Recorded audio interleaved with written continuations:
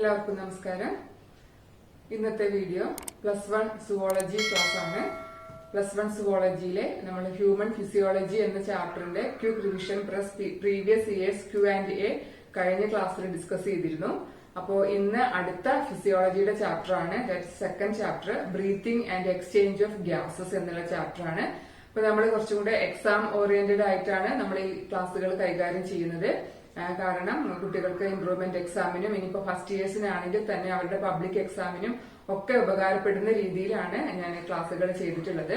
അപ്പൊ അതുകൊണ്ട് തന്നെ നിങ്ങൾക്ക് പഠിക്കേണ്ടവർക്ക് നോക്കി പഠിക്കാം, അല്ലാത്തവർക്ക് ക്വിക്കായിട്ടൊന്ന് റിവൈസ് ചെയ്യാം, എക്സാമിന്റെ തലേന്നാണെങ്കിൽ നോക്കാം, ക്വസ്റ്റ്യൻ പേപ്പേഴ്സ് ആൻസർ ചെയ്യാം. അങ്ങനെ ഒരുപാട് രീതിയിൽ നിങ്ങൾക്ക് ബെനിഫിറ്റ് ഉണ്ടാകുന്ന രീതിയിലാണ് ചെയ്തിട്ടുള്ളത്. അപ്പോൾ അതുകൊണ്ട് തന്നെ നമുക്കത് വളരെ ഉപകാരപ്രദമായിരിക്കും. നിങ്ങൾ ആദ്യമായിട്ടാണ് ചാനൽ കാണുന്നതെങ്കിൽ തീർച്ചയായിട്ടും ഒന്ന് സബ്സ്ക്രൈബ് ചെയ്യുക. കാരണം +1 സുവോളജി ക്ലാസ്സുകളും +2 സുവോളജി ക്ലാസ്സുകളും എൻട്രൻസ് എക്സാമിന് സഹായിക്കുന്ന രീതിയിലുള്ള ക്ലാസ്സുകളും ഒക്കെ ഞാൻ ഇതിലൂടെ ചെയ്യുന്നുണ്ട്. അപ്പോൾ നിങ്ങൾക്ക് പുതിയ വീഡിയോസിന്റെ നോട്ടിഫിക്കേഷൻസ് കിട്ടാൻ തീർച്ചയായിട്ടും അത് ഉപകരിക്കുന്നതാണ്. വിവിധ കോമ്പറ്റേറ്റീവ് എക്സാമുകളെ കുറിച്ചുള്ള ഡീറ്റെയിൽസും ഒക്കെ നമുക്കിനി അതിന്റെ സമയ നോട്ടിഫിക്കേഷൻസ് വരുമ്പോൾ ഞാൻ അപ്ലോഡ് ചെയ്യുന്നതാണ്. അപ്പൊ അതുകൊണ്ട് നിങ്ങൾക്കത് ചെയ്താൽ ഉപകാരപ്രദമായിരിക്കും. സോ നമുക്ക് ക്ലാസ്സിലേക്ക് കടക്കാം. So +1 zoology breathing and exchange of gases ആണ് നമ്മുടെ ചാപ്റ്റർ. അപ്പൊ അതിലെ ഇമ്പോർട്ടന്റ് പോയിന്റ്സിലൂടെ നമുക്ക് ആദ്യം ഒന്ന് കടക്കാം. സോ ബ്രീത്തിങ് എന്ന് പറഞ്ഞാൽ the process of exchange of oxygen from the atmosphere with carbon dye oxide produced by the cells. അറിയുന്ന കാര്യമാണ് അല്ലെ, അറ്റ്മോസ്ഫിയറിലെ ഓക്സിജനും അതുപോലെ നമ്മുടെ സെല്ലിനകത്തുള്ള ബോഡിക്കകത്തുള്ള കാർബൺ ഡൈ ഓക്സൈഡും തമ്മിലുള്ള ആ ഒരു എക്സ്ചേഞ്ചിങ് പ്രോസസ്സിനെ പറയുന്ന പേരാണ് ബ്രീത്തിങ്. ദെൻ അടുത്തതായിട്ട് റെസ്പിറേറ്ററി ഓർഗൻസ്, ഡിഫറെന്റ് ഓർഗാനിസങ്ങളെ നമ്മൾ പഠിച്ചു അല്ലെ ആനിമൽ കിങ്ഡത്തിലൂടെ. അപ്പൊ അതിൽ തന്നെ ഓരോ ഫൈലങ്ങൾ നമ്മൾ പഠിച്ചപ്പോ പലതരത്തിലുള്ള റെസ്പിറേറ്ററി ഓർഗൻസുകളെ കുറിച്ച് നമ്മൾ പഠിച്ചിരുന്നു. അപ്പോ അതുകൊണ്ട് തന്നെ കൂടുതലായിട്ട് നമ്മളിപ്പോ അതിന്റെ ഡീറ്റെയിൽസിലേക്ക് പോകുന്നില്ല. എർത്ത് വേമിലാണെങ്കിൽ സ്കിന്നാണ്, ഇൻസെക്റ്റുകളിൽ ട്രക്കിയയാണ്, അക്വാട്ടിക് ആർത്രോപോഡ്സ് മോളുസ്ക് ഫിഷസിൽ ഗിൽസുകളാണ്, ആൻഡ് ടെറസ്ട്രിയൽ ആനിമൽസ് ലങ്സ് ആണ്. നമ്മൾ പഠിച്ചതാണ്, ഞാൻ കൂടുതൽ അങ്ങോട്ട് നോക്കുന്നില്ല. ദെൻ നമുക്ക് ഹ്യൂമൻ റെസ്പിറേറ്ററി സിസ്റ്റം ആണ് പ്രധാനപ്പെട്ട ഒരു കാര്യമുള്ളത്. സോ അതിനെ ഒരു ഫ്ലോ ചാർട്ടിലൂടെ റെപ്രസെന്റ് ചെയ്യുകയാണ് ഇവിടെ ചെയ്തിട്ടുള്ളത്. ഞാൻ അത് പറഞ്ഞിരുന്നു, നമുക്ക് ഫ്ലോ ചാർട്ടുകൾ വളരെ ഉപകാരപ്രദമായിട്ടുള്ള ഒരു കാര്യമാണ്. എക്സ്റ്റേണൽ നോസ്ട്രിൽസിൽ നിന്നാണ് ബിഗിൻ ചെയ്തത്. കാരണം അറ്റ്മോസ്ഫിയറിക് എയർ എൻ്റർ ചെയ്യുന്നതും കാർബൺ ഡൈ ഓക്സൈഡ് പുറത്തോട്ട് പോകുന്നതും ഒക്കെ നമ്മൾ ഈ പറയുന്ന നാസാരന്ധ്രങ്ങൾ അല്ലെ, നമ്മുടെ മൂക്ക് എന്നാണ് പറയുന്നതെങ്കിലും ആ എക്സ്റ്റേണൽ നോസ്ട്രിൽസ് ആണ് ഇതിന്റെ കറക്റ്റ് ആയിട്ടുള്ള term. Then nasal cavity, nasopharynx. അപ്പൊ നമുക്കറിയാം ഫാരിങ്സ് ഇവിടെയും വരുന്നുണ്ട്. ഇതിനു മുൻപ് നമ്മൾ ഡൈജഷനിൽ ഫാരിങ്സിനെ കണ്ടിരുന്നു അല്ലെ. So pharynx is A common passage for food and air ആണ്. ദെൻ ലാരിങ്സ്, ലാരിങ്സ് നമ്മൾ സൗണ്ട് ബോക്സ് ആണ്, സൗണ്ട് പ്രൊഡ്യൂസിംഗ് ആണ്. അപ്പൊ ഈ ഫാരിങ്സ് ലാരിങ്സ് വഴിയാണ് ട്രക്കിയയിലേക്ക് എൻ്റർ ചെയ്യുന്നത്.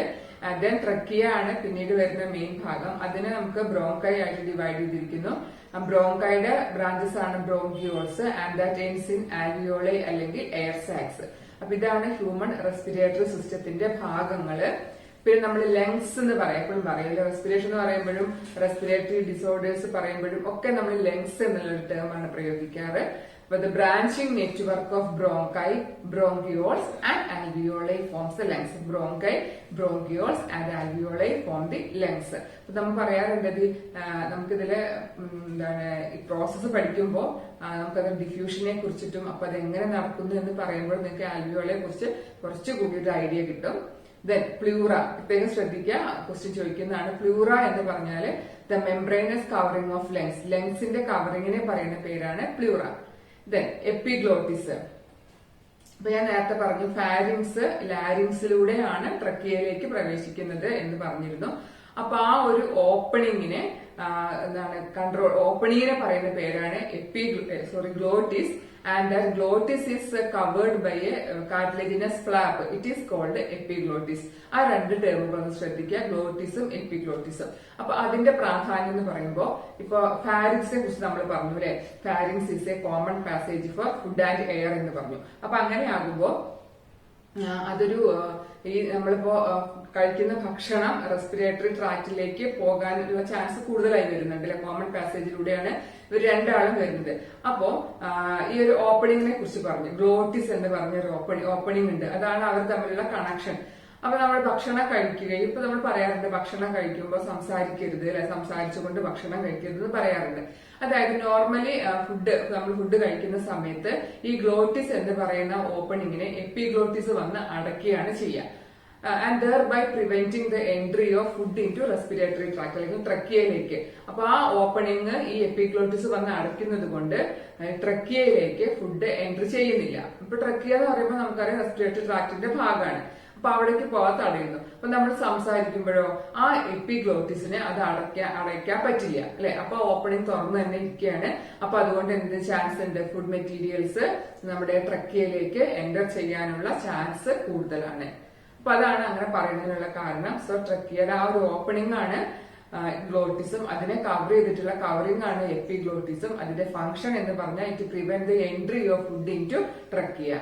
ഓക്കെ, അപ്പൊ ഇത്രയും കാര്യങ്ങളാണ് ഈ ഭാഗത്തുള്ളത്.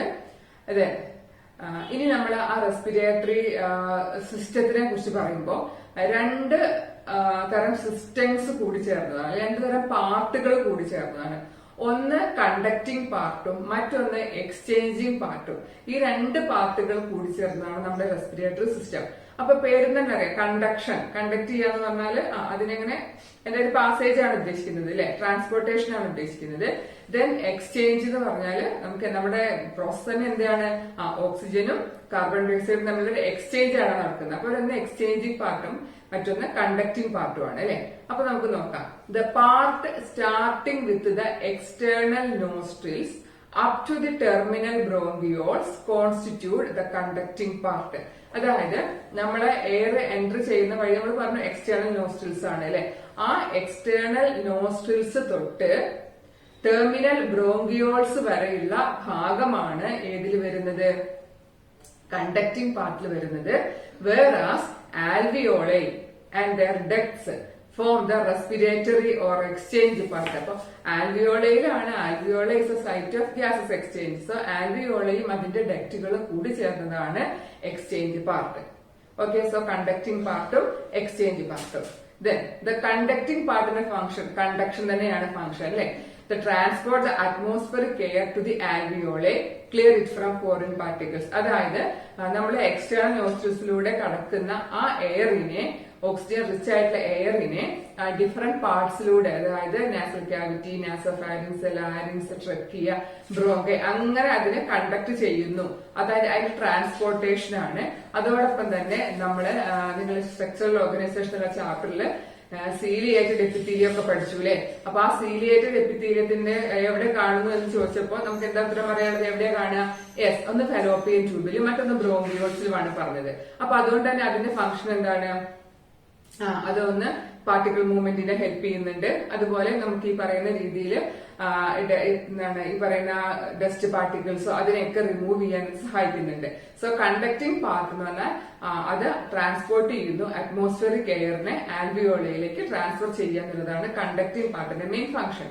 വേറാസ് എക്സ്ചേഞ്ച് പാർട്ടിന്റെ ഫംഗ്ഷൻ എന്താണ്, it is actual site of diffusion of oxygen and carbon dye oxide. നേരത്തെ സൂചിപ്പിച്ചു, alveoli are the site of exchange of gases and that exchange occurs by diffusion. Diffusion വഴിയാണ് ഗ്യാസുകളുടെ എക്സ്ചേഞ്ച് നടക്കുക. ആ എക്സ്ചേഞ്ച് നടക്കുന്ന ഭാഗമാണ് ആൽവിയോളൈ. സോ അവിടെ exchange of oxygen and carbon dye oxide ആണ്. ഇനി ആരൊക്കെ തമ്മിലാണ്, between blood and atmospheric air. ബ്ലഡും അറ്റ്മോസ്ഫിയറിക് എയറും തമ്മിലുള്ള ആ ഒരു എക്സ്ചേഞ്ച് ആണ് എവിടെ നടക്കുന്നത്, ആൽവിയോളയിൽ നടക്കുന്നത്. സോ കണ്ടക്ടിങ് പാർട്ടും എക്സ്ചേഞ്ച് പാർട്ടും ക്ലിയർ ആയി കാണുമല്ലോ. ഓക്കെ, അപ്പൊ റെസ്പിറേഷനെ കുറിച്ച് പറയുമ്പോൾ അതിന്റെ നമുക്ക് സ്റ്റെപ്പുകളായിട്ട് അതിനെ പറയാം. ഒരു 5 സ്റ്റെപ്പുകളായിട്ടാണ് ഇവിടെ പറഞ്ഞിട്ടുള്ളത്. ഒന്നാമത്തെ, breathing or pulmonary ventilation by which atmospheric air is drawn in and carbon dioxide rich alveolar air is released out. That is the breathing. അല്ലെ, അതായത് ഓക്സിജൻ കണ്ടന്റ് കൂടുതലുള്ള അറ്റ്മോസ്ഫിയറിക് എയറിനെ നമ്മൾ എന്ത് ചെയ്യുന്നു, ഡ്രോൺ ഇൻ, അകത്തേക്ക് എടുക്കുന്നു. അതേസമയം കാർബൺ ഡൈ ഓക്സൈഡ് റിച്ച് ആയിട്ടുള്ള കാർബൺ ഡൈ ഓക്സൈഡ് കൂടുതലുള്ള ആൽവിയോളാർ എയറിനെ പുറത്തേക്ക് വിടുന്നു. സോ രണ്ടാമത്തെ സ്റ്റെപ്പ് എന്ന് പറയുമ്പോൾ diffusion of gases across alveolar membrane. അതായത് നമ്മൾ പറഞ്ഞു ഡിഫ്യൂഷൻ വഴിയാണ് ഗ്യാസസ് എക്സ്ചേഞ്ച് നടക്കുക എന്ന് പറഞ്ഞത്. അപ്പൊ ആ ഒരു ആൽവിയോളാർ മെംബ്രെയിനിലൂടെയുള്ള ഗ്യാസുകളുടെ ഡിഫ്യൂഷൻ ആണ്. മൂന്നാമത്തെ സ്റ്റെപ്പ് എന്ന് പറയുമ്പോൾ transport of gases by the blood. ഈ റെസ്പിറേറ്ററി ഗ്യാസുകളുടെ ട്രാൻസ്പോർട്ടേഷൻ നമ്മുടെ ശരീരത്തിനുള്ളിൽ നിർവഹിക്കുന്ന ആളാണ് ബ്ലഡ് വഴിയാണ്. അത് നമ്മൾ ചാപ്റ്ററിൽ പഠിക്കുന്നുണ്ട് എങ്ങനെയാണ് ട്രാൻസ്പോർട്ട് ഓഫ് ഗ്യാസസ് എന്നുള്ളത്. So third step transport of gases ആണ്. And then fourth step is diffusion of oxygen and carbon dye oxide between blood and tissues. അപ്പൊ ഓക്സിജന്റെയും കാർബൺ ഡൈ ഓക്സൈഡിന്റെയും ഡിഫ്യൂഷൻ നടക്കുന്നുണ്ട്. ആരൊക്കെ തമ്മിലാണ്? ബ്ലഡും ടിഷ്യൂസും തമ്മിൽ. അപ്പൊ അതെങ്ങനെയാണെന്നുള്ളത് നമുക്ക് കൂടുതലായിട്ട് നോക്കാം. അതായത് ടിഷ്യൂസിൽ വച്ചിട്ടാണ് എന്തുണ്ടാവുന്നത്? കാർബൺ ഡൈ ഓക്സൈഡിന്റെ ഫോർമേഷൻ അവിടെ നടക്കുന്നത്. അതായത് നമ്മുടെ മെറ്റീരിയൽസിന്റെ ഒക്കെ ഡൈജഷനും ഓക്സിഡേഷനും അതിന്റെ യൂട്ടിലൈസേഷനും കാര്യങ്ങളും ഒക്കെ കഴിയുമ്പോൾ നമുക്ക് അതിന്റെ എൻഡ് പ്രോഡക്റ്റ് ഓഫ് മെറ്റബോളിസം ആയിട്ടൊക്കെ കാർബൺ ഡൈ ഓക്സൈഡ് ഫോം ചെയ്യുന്നുണ്ട്. ഈ കാർബൺ ഡൈ ഓക്സൈഡ് ടിഷ്യൂകളിൽ നിന്ന് അത് നേരെ ബ്ലഡിലേക്കാണ് ഡിഫ്യൂസ് ചെയ്യുന്നത്. ബ്ലഡ് വഴിയാണ് പിന്നീട് അത് ആൽവിയോളയിലേക്ക് എത്തുന്നതും അവിടുന്നാണ് അത് പുറത്തേക്ക് പോകുന്നതും അല്ലെ. അപ്പൊ അവിടെ എക്സ്ചേഞ്ച് അവിടെ നടക്കുന്നുണ്ട് ബിറ്റ്വീൻ ബ്ലഡ് ആൻഡ് ടിഷ്യൂസ്. ടിഷ്യൂവിൽ നിന്നും കാർബൺ ഡൈ ഓക്സൈഡിലെ ബ്ലഡ് സ്വീകരിച്ചുകൊണ്ട് പോകുന്നു, മറിച്ച് ബ്ലഡ് കൊണ്ടുവരുന്ന ഓക്സിജനെ ആർക്ക് കൊടുക്കുന്നു? ടിഷ്യൂസിലേക്ക് കൊടുക്കുന്നു. അപ്പൊ ആ ഒരു എക്സ്ചേഞ്ച് ആണ് അവിടെ ഉദ്ദേശിച്ചത്. And then the fifth step is utilisation of oxygen by the cells for catabolic reactions and resultant release of carbon dye ഓക്സൈഡ്. അങ്ങനെ ടിഷ്യൂസിന് ബ്ലഡ് എത്തിച്ചു കൊടുക്കുന്ന ഓക്സിജനെ ടിഷ്യൂ യൂട്ടിലൈസ് ചെയ്യുന്നു. പിന്നെ അത് ഉപയോഗിച്ചുള്ള ഞാൻ നേരത്തെ പറഞ്ഞ പോലെ മെറ്റബോളിക് അല്ലെങ്കിൽ കാറ്റബോളിക് റിയാക്ഷൻസിന്റെ ഫലമായിട്ട് ടിഷ്യൂസിൽ എന്ത് ഫോം ചെയ്യുന്നുണ്ട്? കാർബൺ ഡൈ ഓക്സൈഡ് ഫോം ചെയ്യുന്നു. അപ്പൊ ഇതാണ് റെസ്പിറേഷനിലുള്ള സ്റ്റെപ്പുകള്. അപ്പൊ അതൊന്ന് നമ്മൾ ഇതിനെ കുറിച്ചൊക്കെ ഡീറ്റെയിൽഡ് ആയിട്ട് ബാക്കി ഭാഗത്ത് പറയുന്നുണ്ട്. എന്നാലും സ്റ്റെപ്പുകൾ ഒന്ന് പോയിന്റ് ഔട്ട് ചെയ്തതാണ്.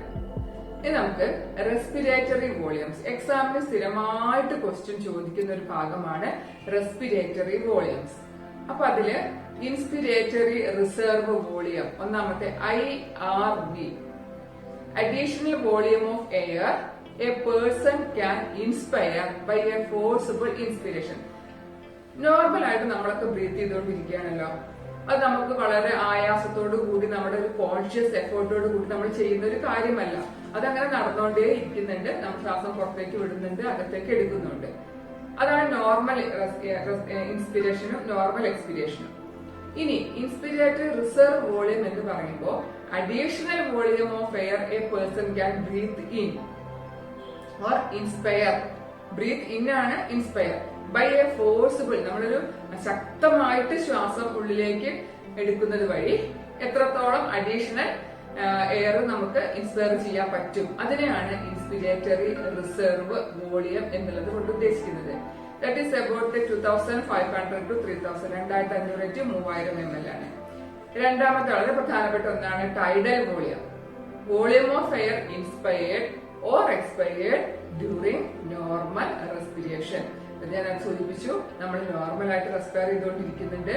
അപ്പൊ ആ ഒരു സമയത്ത് ആ ഒരു നോർമൽ ആയിട്ടുള്ള ഇൻസ്പിരേഷൻ അല്ലെങ്കിൽ എക്സ്പിരേഷൻ വഴി, ആ നോർമൽ റെസ്പിരേഷൻ വഴി നമ്മൾ അകത്തേക്ക് എടുക്കുന്നതോ പുറത്തേക്ക് വിടുന്നതോ ആയ എയറിന്റെ വോളിയത്തെ പറയുന്ന പേരാണ് tidal volume.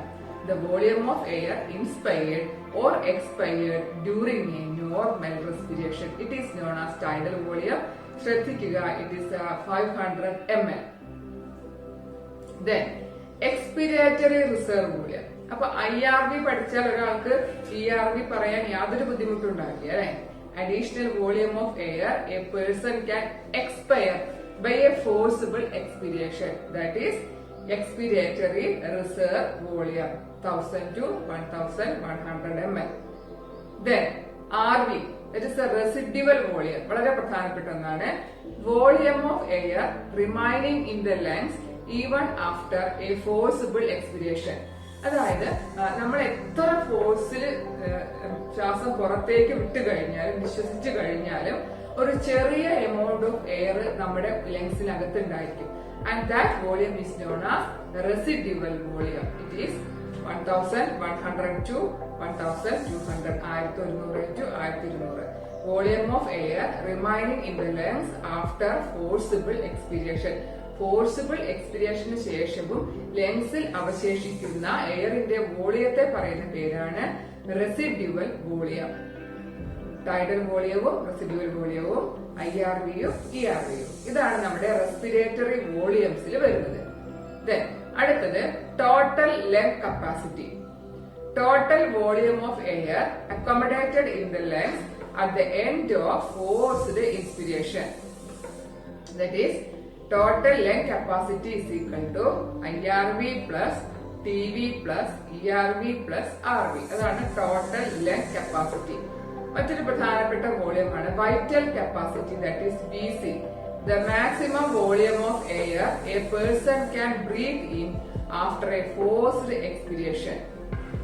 Maximum volume of air a person can breathe in, അതായത് എത്രത്തോളം മാക്സിമം വോളിയം നമുക്ക് ബ്രീത്ത് ഇൻ ചെയ്യാൻ പറ്റും after A forced expiration.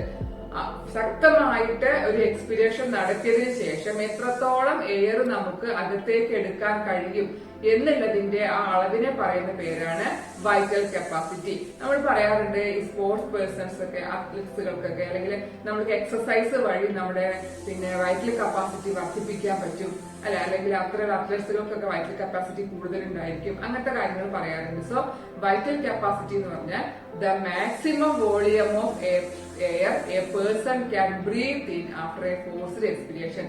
VC is equal to IRV plus TV plus ERV. ഇത് ഞാൻ പറയാൻ കാരണം ഈ പ്ലസ് പ്ലസ് ഇട്ട് വരുന്ന ഇക്വേഷൻസ് പോലെയുള്ള കാര്യങ്ങൾ ഉണ്ടല്ലോ, അത് പലപ്പോഴും എക്സാമിന് ചോദിച്ചിട്ട് ഇതിൽ 4 എണ്ണം കൊടുത്തിട്ട് ഇതിൽ ഏതാ തെറ്റ് ഏതാ ശരി എന്നൊക്കെ ചോദിക്കാറുണ്ട്.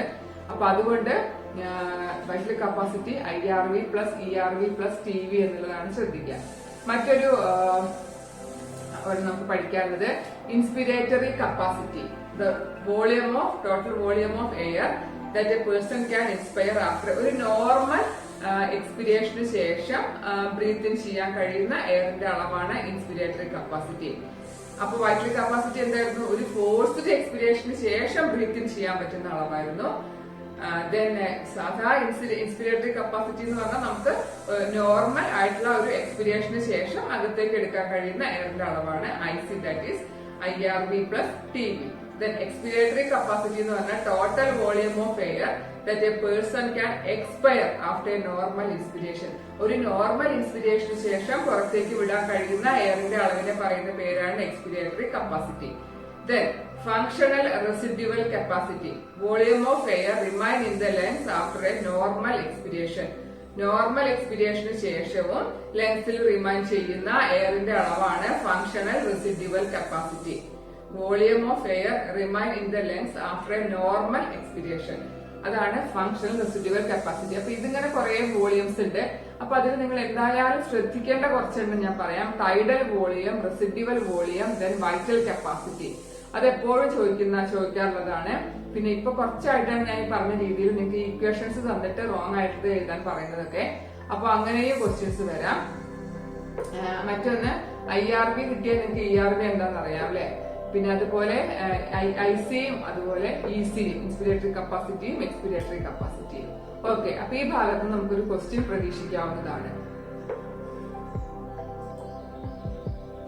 നമ്മൾ മെക്കാനിസം ഓഫ് ബ്രീത്തിങ്ങിലേക്ക് കടന്നാല് ബ്രീത്തിങ് പറഞ്ഞു, ഇൻസ്പിരേഷനും എക്സ്പിരേഷനും കൂടെ ചേർന്നതാണ് റെസ്പിരേഷൻ എന്ന് പറയുന്ന കാര്യം. അപ്പൊ അതില് ഇൻസ്പിരേഷനില് breathing in of atmospheric air ആണല്ലോ, അറ്റ്മോസ്ഫിയറിക് എയറിനെ അകത്തേക്ക് എടുക്കുന്നതാണ് ഇൻസ്പിരേഷൻ. ഡയഫ്രം. അപ്പൊ ഒരു കാര്യം കൂടെ പറയട്ടെ. ഇപ്പൊ നമ്മുടെ ലങ്സ് കാണുന്നത് തൊറാസിക് ക്യാവിറ്റിയിലാണ് അല്ലെ. തൊറാസിക് ക്യാവിറ്റിയില് മീഡിയ സ്റ്റിനം എന്നൊക്കെ പറയുന്ന ഒരു, അപ്പോ ആ ഒരു തൊറാസിക് ക്യാവിറ്റിയില് ആണ് ലങ്സ് കാണുന്നത്, അതറിയാലോ. ഇനി ആ ലങ്സിനെ നമ്മൾ തൊറാസിക് വോളിയം എന്ന് പറയും, ആ ഒരു വോളിയത്തിനെ പറയുന്നതാണ്. പിന്നെ അപ്പൊ ആ ഒരു ലങ്സിനെ 4 ഭാഗത്തു നിന്നും ലിമിറ്റ് ചെയ്ത് വെച്ചിരിക്കുന്ന കുറച്ച് ആൾക്കാരുണ്ട്. അതായത് ഒരു പെട്ടിക്കൂട് പോലെ ആക്കി വെച്ചിട്ടുണ്ട്. താഴത്തെ ഭാഗത്ത് ഡയഫ്രം ഉണ്ട്, സൈഡിൽ റിബ്സുകൾ ഉണ്ട്, ബാക്കിൽ സ്റ്റേണം ഉണ്ട്, അങ്ങനെയൊക്കെയുള്ള ഒരു സെറ്റിംഗ് ആണ് അല്ലെ. അപ്പൊ അതുകൊണ്ട് തന്നെ നമ്മൾ ഇൻസ്പിരേഷനിലും എക്സ്പിരേഷനിലും ചില മാറ്റങ്ങൾ ആ ഭാഗങ്ങളിൽ സംഭവിക്കുന്നുണ്ട്. അതെന്താന്നുള്ളതാണ് ഈ മെക്കാനിസത്തിലൂടെ പറയുന്നത്. അപ്പൊ അതിൽ ശ്രദ്ധിക്കേണ്ട ഒരു കാര്യം, breathing in of atmospheric air ആണ്. പിന്നെ അപ്പൊ എന്താ സംഭവിക്കുക? ഡയഫ്രം കൺട്രാക്ട് ചെയ്യുന്നു, contraction of diaphragm. Then external intercostal muscles contract and lift the ribs. ഈ ഇന്റർകോസ്റ്റൽ മസിൽസ് പറഞ്ഞാൽ the muscles between the ribs, റിബ്സുകൾക്ക് നമ്മൾ വാരിയല്ലുകൾ എന്ന് പറയില്ലേ, ആ റിബ്സുകൾക്ക് ഇടയിലുള്ള മസിലുകളെ പറയുന്ന പേരാണ് ഇന്റർകോസ്റ്റൽ മസിൽസ്. അപ്പൊ ആ മസിലുകൾ സങ്കോചിക്കുന്നു, അതിന്റെ ഫലമായിട്ട് റിബ്സുകൾ ഉയരുന്നു. Then sternum raised and diaphragm flattened. Sternum മുകളിലേക്ക് ഉയരുന്നു, ഡയഫ്രം ഫ്ലാറ്റൻഡ് ആകുന്നു. നിങ്ങൾ ആലോചിച്ച് നോക്കൂ. അപ്പൊ ഈ ഒരു പെട്ടിക്കൂടിലായിട്ട് ഇങ്ങനെ ഇരിക്കുന്ന ലെങ്സിനെ ലിമിറ്റ് ചെയ്തിരിക്കുന്ന ആളുകൾ അടിയിൽ നിന്ന് ഡയഫ്രം ഉണ്ടായിരുന്നു, അത് താന്നു കൊടുത്തു. പിന്നെ റിബ്സുകൾ എന്തായി, അത് നമുക്ക് സൈഡിലേക്ക് പോയി, അല്ലെങ്കിൽ നമുക്ക് ആ ഒരു ലിഫ്റ്റിംഗ് സംഭവിച്ചു അവിടെ. അത് സ്റ്റേണം റൈസ് ചെയ്തു. അപ്പൊ ഇതിന്റെ എല്ലാം ആകെ തുക എന്ന് പറയുന്നത് പൾമനറി വോളിയം അല്ലെങ്കിൽ തൊറാസിക് വോളിയം കൂടുക എന്നുള്ളതാണ്. ഒരു ടേം കൂടെ പറയാം. തൊറാസിക് ക്യാവിറ്റിയുടെ വോളിയമാണ് തൊറാസിക് വോളിയം. ഈ തൊറാസിക് ക്യാവിറ്റിയുടെ അകത്താണ് ലങ്സ് കാണുന്നത്. ഓക്കെ ആണല്ലോ. പിന്നെ പൾമനറി എന്നുള്ള ടേം നമ്മൾ ഉപയോഗിക്കുന്നത് it is connected to lungs. ലങ്സിനെ പൾമണോളജിസ്റ്റ് അല്ലെ. അപ്പൊ ആ ഒരു pulmonary respiration means respiration using lungs ആണ്. ഇപ്പൊ തൊറാസിക് വോളിയം കൂടി, ഒരാളെ ഇങ്ങനെ കുറെ ആൾക്കാർ കൂടി ഇങ്ങനെ വെച്ചിരിക്കുന്നു. അപ്പൊ ഈ ആൾക്കാരൊക്കെ ഒന്ന് ഇങ്ങനെ ടായി കൊടുത്താൽ എന്താ സംഭവിക്കുക? ഈ അകത്തിരിക്കുന്ന ആള് നമുക്ക് ഒന്നുമില്ല, നമുക്ക് ആലോചിച്ച് നോക്കാം. നമ്മളൊരു ബെഞ്ചിൽ നമ്മള് 6 ആൾ ഇരിക്കുകയായിരുന്നു. നമ്മൾ എങ്ങനെ ഇരിക്കും? വളരെ ടൈറ്റ് ആയിട്ട് ഇരിക്കും അല്ലെ. അപ്പൊ അതിൽ 2-3 ആൾക്കാർ എണീറ്റ് പോയി കഴിഞ്ഞാലോ നമ്മൾ ഒന്ന് റിലാക്സ്ഡ് ആയിട്ട് വിശദമായിട്ടിരിക്കും. ആ ഒരു സിമിലർ കണ്ടീഷൻ ആയിട്ട് നിങ്ങൾ മനസ്സിലാക്കുക. ആ ലിമിറ്റ് ചെയ്ത് വെച്ചിരുന്ന ആളുകളൊക്കെ ഒന്ന് ചുരുങ്ങി അയഞ്ഞു കൊടുക്കുമ്പോൾ ലെങ്സ് എന്ത് ചെയ്യുന്നു? ആ ലെങ്സ് തൊറാസിക് വോളിയം അവിടെ കൂടുന്നു, എക്സ്പാൻഷൻ സംഭവിക്കുന്നു. അപ്പൊ ഇനി മറ്റൊരു റിലേഷൻ കൂടെ നമുക്ക് അവിടെ നോക്കണം. തൊറാസിക് വോളിയം കൂടി, ഫിസിക്സിലോട്ട് ഒന്ന് പോവാം. What is the relation between volume and pressure? വോളിയവും പ്രഷറും തമ്മിലുള്ള ബന്ധം എന്താണ്? വോളിയം കൂടിക്കഴിഞ്ഞാൽ പ്രഷർ കുറയും, ഉറപ്പല്ലേ? വോളിയം കൂടിക്കഴിഞ്ഞാൽ പ്രഷർ കുറഞ്ഞു, റിലാക്സ്ഡ് ആവുകയാണ് ചെയ്തത്. സോ തൊറാസിക് വോളിയം കൂടിയപ്പോ pulmonary pressure, that means pressure within the lungs, ആ പ്രഷർ എന്ത് ചെയ്തു? കുറഞ്ഞു. എന്തിനപ്പോ നമ്മൾ ഇതൊക്കെ പറയേണ്ട ആവശ്യം? എങ്ങനെയാണ് ഗ്യാസിന്, അറ്റ്മോസ്ഫിയറിക് ഗ്യാസ് ഉള്ളിലേക്ക് എടുക്കണമല്ലോ നമുക്ക്, അതാണ് ചെയ്തുകൊണ്ടിരിക്കുന്നത്. അപ്പൊ ഈ ഡിഫ്യൂഷൻ വഴിയാണ് എടുക്കൽ നടക്കുക. ഡിഫ്യൂഷൻ എപ്പോഴും എങ്ങനെയാണ് നടക്കുക? ഫ്രം, അതായത് it is depends on pressure gradient. ഇത് നമ്മുടെ മോളിക്യൂൾസ് പറയുകയാണെങ്കിൽ ഒരു concentration gradient, from higher concentration to lower concentration, അങ്ങനെ പറയുന്നുണ്ട്. അപ്പൊ പ്രഷർ ഗ്രേഡിയന്റ് ആകുമ്പോ എന്താണ് സംഭവിക്കുക? കൂടിയ ഭാഗത്ത് നിന്നും കുറഞ്ഞ ഭാഗത്തേക്കാണല്ലോ വരിക. ഇപ്പൊ എങ്ങനെയാണ് അവസ്ഥ? നമ്മുടെ ലങ്സിനകത്തെ പ്രഷർ വളരെ കുറവാണ്. സോ എന്ത് സംഭവിക്കുന്നു? അറ്റ്മോസ്ഫിയറിൽ നിന്നും എയർ ഉള്ളിലേക്ക് വരുന്നു. ഓക്കെ, അടുത്തതും കൂടെ പറഞ്ഞു ഞാൻ ഒന്നുകൂടെ എക്സ്പ്ലെയിൻ ചെയ്ത് പറയാം. ഇനി എക്സ്പിരേഷൻ ആകുമ്പോഴോ നമുക്ക് അകത്തു നിന്നും എയറിനെ പുറത്തേക്ക് വിടണം. അകത്തു നിന്നും എയർ പുറത്തേക്ക് പോകണമെങ്കിൽ തീർച്ചയായിട്ടും അകത്തുള്ള പ്രഷർ കൂടുതലായിരിക്കണം. അകത്തുള്ള പ്രഷർ കൂടുതലാണെങ്കിലാണ് അകത്തുനിന്ന് പുറത്തേക്ക് എയറിനെ വിടുള്ളൂ. അപ്പൊ എങ്ങനെയൊക്കെയാണ് അകത്തുള്ള പ്രഷർ കൂടുക? അപ്പൊ ഒരു കാര്യം ശ്രദ്ധിക്കുക. അകത്തുള്ള പ്രഷർ എന്നോട് നമ്മൾ ഉദ്ദേശിക്കുന്നത് പൾമനറി പ്രഷർ ആണ്. പൾമനറി പ്രഷർ കൂടണമെങ്കിൽ എന്ത് ചെയ്യണം? വോളിയം കുറയണം. വോളിയം ആരുടെ വോളിയാണ്? തൊറാസിക് വോളിയം കുറയുന്നു. പൾമനറി പ്രഷർ കൂടുന്നു, തൊറാസിക് വോളിയം കുറയുന്നു. അപ്പൊ തൊറാസിക് വോളിയം കുറയണമെങ്കിൽ തീർച്ചയായിട്ടും ആ ചുറ്റുഭാഗമുള്ള 4 ആളിരിക്കുന്ന ബെഞ്ചിലേക്ക് 2 ആളും കൂടെ വന്ന് ഇരുന്ന് ടൈറ്റ്, അപ്പോൾ നമ്മൾ ടൈറ്റ് ആവും അല്ലെ. അപ്പൊ ആ ഒരു പോലെ നമ്മൾ നേരത്തെ ആരൊക്കെയോ അങ്ങോട്ടും ഇങ്ങോട്ടൊക്കെ നീങ്ങിയത് കൊണ്ടാണ് തൊറാസിക് വോളിയം കൂടിയത്. അവരെല്ലാവരും അവരുടെ നോർമൽ പൊസിഷനിലേക്ക് വരിക, അല്ലെങ്കിൽ നേരത്തെ ചെയ്തതിന്റെ ഓപ്പോസിറ്റ് ആക്ഷൻ അവിടെ സംഭവിക്കുക. അപ്പോഴാണ് തൊറാസിക് വോളിയം സംഭവിക്കുന്നത്, കുറയുന്നത്. അതെങ്ങനെയാന്ന് നോക്കാം. Diaphragm relax and dome shaped. Diaphragm നേരത്തെ എന്ത് ചെയ്തിരിക്കുന്നു? കൺട്രാക്ട് ചെയ്ത് ഇൻഫ്ലേറ്റഡ് ആയിട്ടൊക്കെ ഇരിക്കുന്നു അല്ലെ. അപ്പൊ ആ ഒരു ഡയഫ്രം എന്ത് ചെയ്യുന്നു? റിലാക്സ് ചെയ്തിട്ട്, അതായത് അതിന്റെ ആ ഒരു ഡോം ഷേപ്പിലേക്കൊക്കെ വന്നു. അപ്പൊ അത് നേരത്തെ ഫ്ലാറ്റൻഡ് ആയി കൺട്രാക്ട് ചെയ്തിരിക്കുകയായിരുന്നു, ഇപ്പൊ റിലാക്സ് ചെയ്തിട്ട് ആ ഡോം ഷേപ്പിലേക്ക് വന്നു. ദെൻ ഇന്റർകോസ്റ്റൽ മസിൽസ്, നേരത്തെ അങ്ങനെ വലിഞ്ഞു മുറുകി നിൽക്കുന്ന ഇന്റർകോസ്റ്റൽ മസിൽസ് എന്ത് ചെയ്തു? ചുരുങ്ങി. അപ്പൊ അത് ആ റിബ്സുകളെ പഴയ പൊസിഷനിലേക്ക് കൊണ്ടിരുന്നു. Then sternum also returns their original position. Sternum നേരത്തെ ഉയർന്നിരിക്കുകയായിരുന്നു, ആ sternum ഇപ്പൊ എന്ത് സംഭവിച്ചു? പഴയ പൊസിഷനിലേക്ക് വന്നു. ഇതെല്ലാം കൂടി ചേർന്നപ്പോ എന്തായി? Thoracic volume decreases. Thoracic volume decrease ചെയ്താൽ തീർച്ചയായിട്ടും പൾമണറി പ്രഷർ കൂടുന്നു. സോ പ്രഷർ അകത്ത് കൂടുതലായതുകൊണ്ട് എയർ എന്ത് ചെയ്യുന്നു, അകത്തു നിന്നും പുറത്തേക്ക് പോകുന്നു. That is expiration. ഒരെണ്ണം പഠിച്ചാൽ നിങ്ങൾക്ക് മറ്റേത് പറയാൻ പറ്റും. That is inspiration and expiration. ഈ ഒരു ചിത്രം നിങ്ങളുടെ ടെക്സ്റ്റ് ബുക്കിൽ ഉള്ളതാണ്. റിബ്സും സ്റ്റേർണം റൈസ് ചെയ്തു കണ്ട വോളിയം ഓഫ് തൊറാക്സ് ഇൻക്രീസ്ഡ് ആയി ഇവിടെ. സോ ഡയഫ്രം കൺട്രാക്ട് ചെയ്യുന്നു, റിബ്സ് ആൻഡ് സ്റ്റേർണം റൈസ് ചെയ്തു, തൊറാസിക് വോളിയം ഇൻക്രീസ് ചെയ്തു, എയർ അകത്തോട്ട് വന്നു. So it shows inspiration. മറ്റൊന്ന് ഇവിടെ എന്ത് ചെയ്യുന്നു, ribs and sternum return to original position, volume of thorax കുറയുന്നു, ഡയഫ്രം റിലാക്സ്ഡ് ആൻഡ് ഡോം ഷേപ്പിലേക്ക് വന്നു. ഇവിടെ ഡയഫ്രം ഡോം ഷേപ്പ് ആയി, ഇവിടെ ഡയഫ്രം ഫ്ലാറ്റൻഡ് ആയി. ഇപ്പൊ കൺട്രാക്ട് ചെയ്തു, ഫ്ലാറ്റൻഡ് ആയി, സ്റ്റേർണം മുകളിലോട്ട് ഉയർന്നു, റിബ്സുകളും സ്റ്റേർണൊക്കെ ഉയർന്നു. അങ്ങനെ ഇവിടെ സ്ഥലം കിട്ടി നമുക്ക്, വോളിയം കൂടി. ഇതെന്തായി, ഡയഫ്രം വീണ്ടും റിലാക്സ് ചെയ്ത് അതിന്റെ ഡോം ഷേപ്പിലേക്ക് വന്നു. റിബ്സും സ്റ്റേർണവും നോർമൽ പൊസിഷനിലേക്ക് വന്നു, തൊറാസിക് വോളിയം കുറഞ്ഞു. സോ പ്രഷർ കൂടി. അപ്പൊ എന്ത് ചെയ്തു, അകത്ത് നിന്ന് പുറത്തേക്ക് air expelled from the lungs. ഇതാണ് മെക്കാനിസം. സ്ഥിരമായിട്ട് എക്സാമിൽ ചോദിക്കുന്നത് തന്നെയാണ്, അത് കൃത്യമായിട്ട് പഠിക്കാം. Then exchange of gases. Diffusion is the basic principle behind the gas exchange. പറഞ്ഞ കാര്യമാണ്. It depends on the partial pressure of oxygen and carbon dye oxide. അപ്പൊ ഒരു ടേമിലേക്ക് കൂടെ നമ്മൾ അവിടെ എത്തി. Partial pressure, the pressure exerted by individual gas in a mixture of gas is called partial pressure. ഒരു ഗ്യാസസ് മിക്സ്ചറില് the pressure contributed by individual gas, ഒരു ഗ്യാസിന്റെ പ്രഷറിനെ നമ്മൾ സൂചിപ്പിക്കാനാണ് പാർഷ്യൽ പ്രഷർ എന്നുള്ള ടേം യൂസ് ചെയ്യുക. നമ്മൾ രണ്ട് ടേമുകളോട് പറയുന്നുണ്ട്. Partial pressure of oxygen, that is PO2, ഇതാണ് PO2, partial pressure of oxygen, and partial pressure of carbon dye oxide. So ഈ രണ്ട് കാര്യങ്ങളെ അടിസ്ഥാനമാക്കിയിട്ടാണ് നമ്മുടെ ഡിഫ്യൂഷൻ നടക്കുക. ഇവിടെ കാണിച്ചിട്ടുള്ളത് നമ്മുടെ ടെക്സ്റ്റ് ബുക്കിലുള്ള ഒരു കോളം തന്നെയാണ്. PO2 respiratory gas, oxygen, partial pressure of oxygen ആൽവിയോളയിൽ 104 ആണ്. ദെൻ ബ്ലഡ് നമുക്കറിയാം, പ്യുവർ ബ്ലഡ് ഉണ്ടായിരിക്കും, ഇംപ്യുവർ ബ്ലഡ് ഉണ്ടായിരിക്കും. പ്യുവർ ബ്ലഡ് എന്നാണ് ഓക്സിജനേറ്റഡ് ബ്ലഡ് ആണ്. ഇംപ്യുവർ ബ്ലഡ് എന്ന് പറഞ്ഞാൽ ഡി ഓക്സിജനേറ്റഡ് ബ്ലഡ് ആണ്. ഏത് ബ്ലഡില് ആരായിരിക്കും കൂടുതല്? ഇംപ്യുവർ ബ്ലഡില് കാർബൺ ഡൈ ഓക്സൈഡിന്റെ കണ്ടന്റ് കൂടുതലും, പ്യുവർ ബ്ലഡില് ഓക്സിജന്റെ കണ്ടന്റ് കൂടുതലും. അങ്ങനെയാണ് ഉണ്ടാവുക. സോ ആദ്യം നമ്മൾ നോക്കുക, ആൽവിയോളയിൽ 104 ആണ് PO2. ഈ ഇംപ്യുവർ ബ്ലഡിൽ എത്രയാണ്?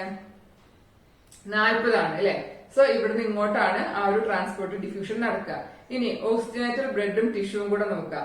ഓക്സിജനേറ്റഡ് ബ്ലഡിൽ എത്രയാണ്? 95 ആണ്. ടിഷ്യൂവിൽ എത്രയാണ്? 40 ആണ്. സോ ഈ പ്യുവർ ബ്ലഡിൽ നിന്നും ടിഷ്യൂവിലേക്ക് കൊടുക്കുന്നു. ഇതാണ് നമ്മൾ നേരത്തെ സ്റ്റെപ്പിൽ പറഞ്ഞത്, ബ്ലഡും ടിഷ്യൂവും തമ്മിൽ എക്സ്ചേഞ്ച് ഉണ്ട് and between alveoli and blood അല്ലെ. ആ രണ്ട് എക്സ്ചേഞ്ചിനെ കുറിച്ച് നമ്മൾ പറഞ്ഞിരുന്നു. അപ്പൊ ഇവിടുന്ന് ഈ ആൽവിയോളയിൽ നിന്ന് കിട്ടുന്ന ഓക്സിജനെ ബ്ലഡ് എവിടേക്ക് എത്തിച്ചു? ടിഷ്യൂസിലേക്ക് എത്തിക്കുന്നു. ഇനി PCO2 നോക്കുകയാണെങ്കിലോ, PCO2 ആൽവിയോളയിൽ 40ഉം ഇംപ്യുവർ ബ്ലഡിൽ 45ഉം ആയിരുന്നു. സോ ഈ ഇംപ്യുവർ ബ്ലഡിൽ നിന്ന് ആൽവിയോളയിലേക്ക് എത്തി. അങ്ങനെ എത്തിയെങ്കിൽ മാത്രമേ എന്ത് നടക്കുന്നുള്ളൂ? ആൽവിയോളയിൽ നിന്ന് നമ്മുടെ ആ കണ്ടക്ടിംഗ് പാർട്ട് വഴി പുറത്തേക്ക് വിടാൻ പറ്റൂ. അപ്പൊ ടിഷ്യൂവിൽ 45 ആണ്, പ്യുവർ ബ്ലഡിൽ 40 ആണ്. സോ ടിഷ്യൂവിൽ നിന്നും ഈ ബ്ലഡിലേക്ക് അതിനെ കൊടുക്കുന്നു. ദെൻ ആ ഇംപ്യുവർ ബ്ലഡിൽ നിന്നും പിന്നെ അത് എങ്ങോട്ട് കൊടുക്കുകയാണ്? ആൽവിയോളയിലേക്ക് പോവുകയാണ്. ആൽവിയോളയിൽ നിന്ന് പുറത്തേക്ക് പോകുന്നു. അപ്പൊ നിങ്ങൾ മനസ്സിലാക്കേണ്ട ഒരു കാര്യം, ഫ്രം ഹൈ പാർഷ്യൽ, എവിടെയാണ് പാർഷ്യൽ പ്രഷർ കൂടുതൽ, അവിടെ നിന്നും കുറഞ്ഞ ഭാഗത്തേക്കാണ് ട്രാൻസ്പോർട്ട് നടക്കുക. അപ്പൊ ആദ്യം അറ്റ്മോസ്ഫിയറിക് എയറിൽ നിന്ന് നമ്മുടെ ലങ്സിലേക്ക് കയറുന്നുണ്ട്. ദെൻ ലങ്സിൽ PCO2 കൂടുതലാകുമ്പോൾ അവിടെ നിന്നും അത് പുറത്തേക്ക് പോവാം. അതാണ് ഇതിന്റെ ബേസിക് ആയിട്ടുള്ള പ്രോസസ്സ്.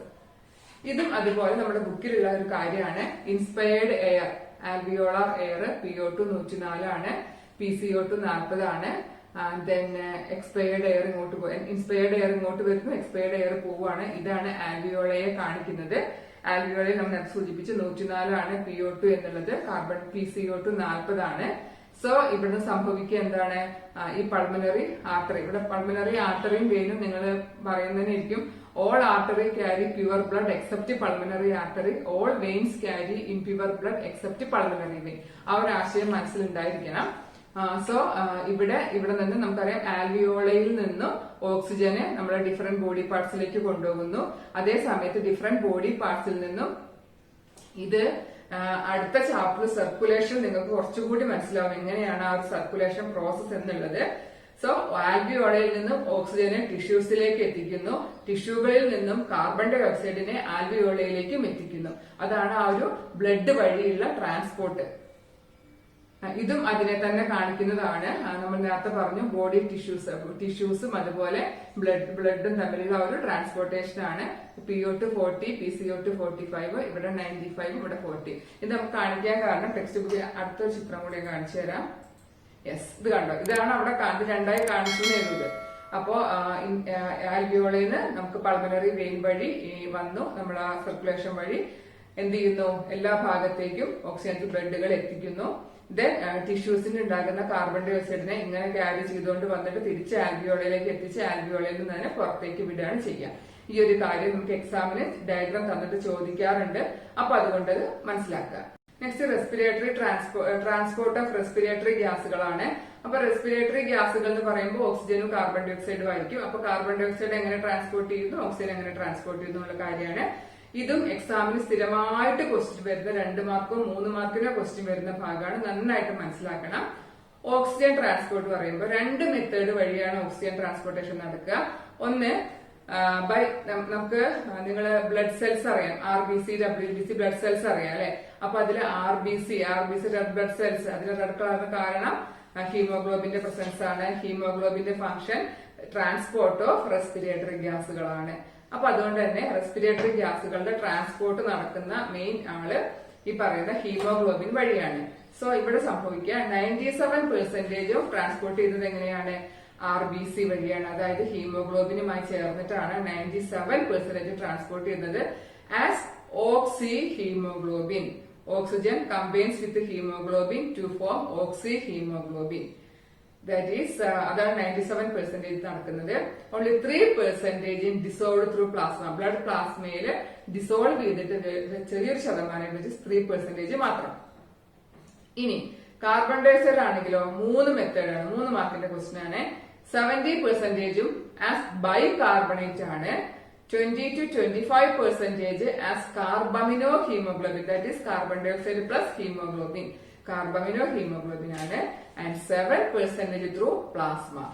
ഇങ്ങനെ 3 രീതിയിലാണ് എവിടെ നടക്കുന്നത് ഈ പറയുന്ന കാർബൺ ഡൈ ഓക്സൈഡിന്റെ ട്രാൻസ്പോർട്ട്.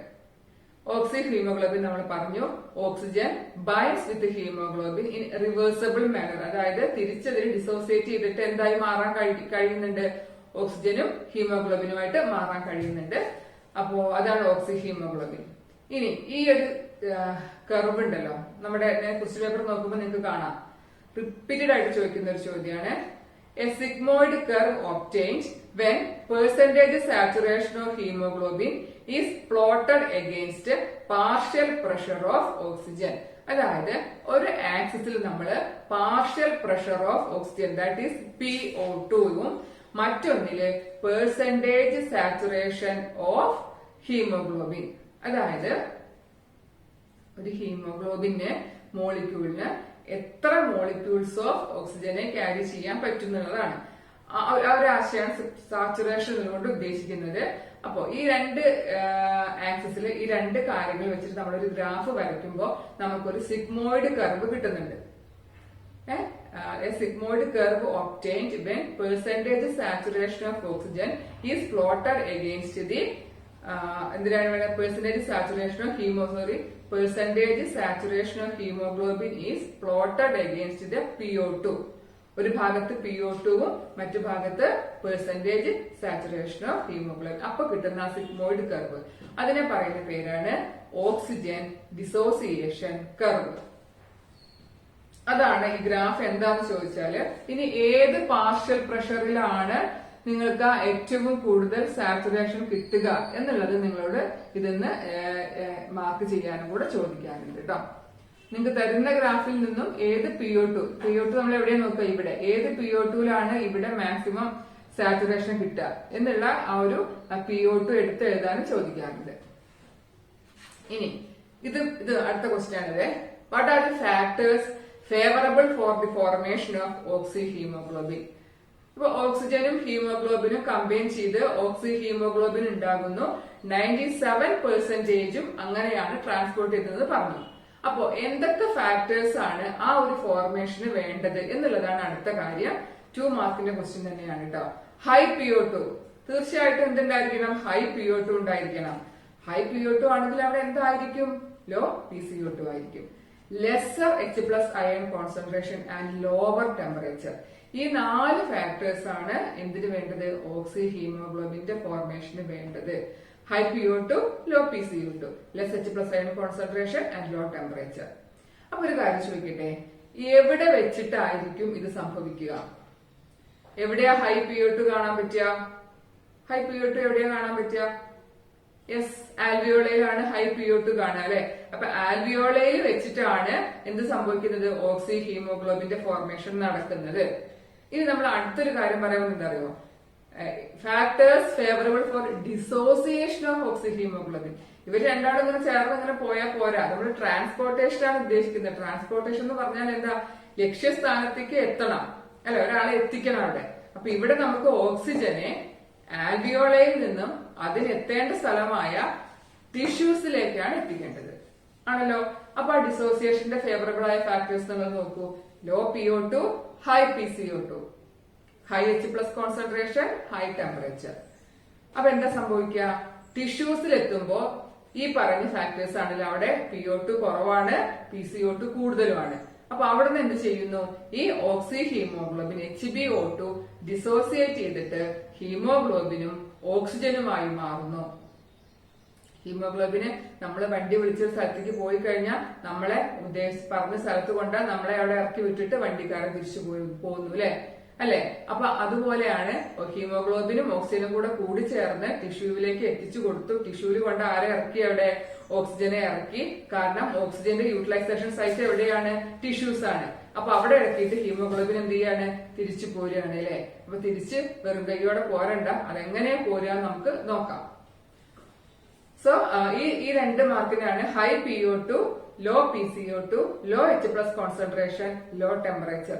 ഇതാണ് ഓക്സി ഹീമോഗ്ലോബിന്റെ ഫോർമേഷന് കാരണമായ ഫാക്ടേഴ്സ്. ഓക്കെ, അതിന്റെ നേരെ ഓപ്പോസിറ്റ് നിങ്ങൾ എഴുതി കഴിഞ്ഞാൽ അത് ഡിസോസിയേഷന്റെ ഫാക്ടേഴ്സ് ആയിട്ട് മാറുന്നു. ഈ കർവ് പ്രത്യേകം ശ്രദ്ധിക്കുക. ഇനി കാർബൺ ഡൈ ഓക്സൈഡിന്റെ ട്രാൻസ്പോർട്ട്. അപ്പൊ വേറൊരു കാര്യം കൂടെ അവിടെ പറയാണ്, അതുകൂടെ ഞാൻ ഇതിന്റെ കൂടെ പറയാം.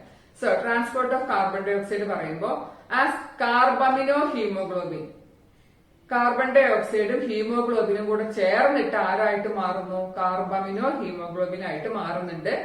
അപ്പൊ അത് നമ്മൾ പറഞ്ഞു, ഈ ഓക്സിജനെ കൊണ്ട് ടിഷ്യൂസിലൊക്കെ ഇറക്കി കൊടുത്ത ആളല്ലേ. അപ്പൊ തിരിച്ചു പോരുമ്പോ എന്ത് ചെയ്യുന്നുണ്ട്? ടിഷ്യൂ കാറ്റബോളിസത്തിന്റെ ഫലമായിട്ട് ടിഷ്യൂസിൽ ഫോം ചെയ്യുന്ന കാർബൺ ഡൈ ഓക്സൈഡിന്റെ ഒരു ചെറിയ ഭാഗത്തെ കൂടെ കൂട്ടിയിട്ടാണ് പോരുന്നത് അല്ലെ. അപ്പൊ അവിടെ ടിഷ്യൂവിൽ വെച്ചിട്ടാണ് ഹീമോഗ്ലോബിനും കാർബൺ ഡൈ ഓക്സൈഡും കൂടെ ചേർന്ന് കാർബമിനോ ഹീമോഗ്ലോബിനായിട്ട് മാറുന്നത്. HBയും CO2വും കൂടെ ചേരുന്നു. So what are the factors favourable for the formation of carbamino haemoglobin? അപ്പൊ എന്താ എഴുതുക? കാർബമിനോ ഹീമോഗ്ലോബിന്റെ ഫോർമേഷന് സൂട്ടബിൾ ആയ ഫാക്ടേഴ്സ് എന്താണ്? തീർച്ചയായിട്ടും മറ്റേ ഡിസോസിയേഷന്റെ അതേ ഫാക്ടേഴ്സ് ആണ് അല്ലെ. High PCO2, low PO2, high H+ concentration, high temperature. അങ്ങനെ ചോദിച്ചാലും എഴുതാൻ പറ്റണം കേട്ടോ.